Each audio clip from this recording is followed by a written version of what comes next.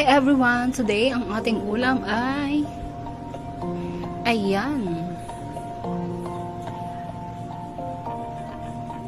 Magtitinulang manok tayo today. Ayan, lalagyan natin yan ng atay para mas masarap. Ayan yung ating mga isasahog. Wala lang tayong malunggay. Pero okay na yan. Let's go! Ayan, nabisa na ang ating mga gulay, manok, ayan na lahat ng ating sahog. Lagyan na natin siya ng tubig. Ilipat nga pala natin dito kasi hindi siya.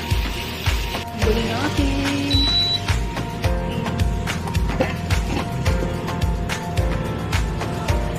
Ang tubig. Ayan, dinamayan ko siya ng tubig para marami tayong mahigop na sabaw at ilagay na natin yung ating sili. Ilagay na din natin yung ating tanglad para lumasa na yung ating tanglad. Ayan, takpan natin. Ayan, kulong-kulong na. Lagyan na natin siya ng mapampalasa.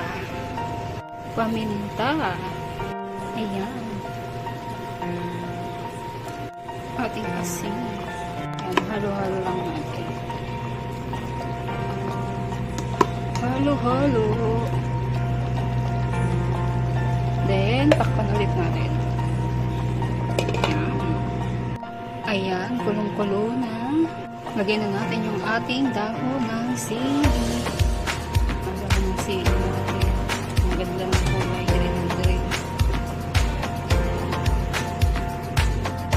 Ayan, halo lang natin.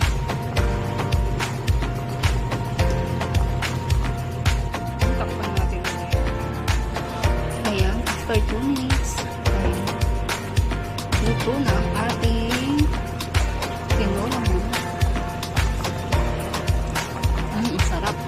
Ayan, luto na ang ating tinulang manok. Tara, kain na tayo ng ating pananghalian. Ayan, thank you for watching guys. Thank you.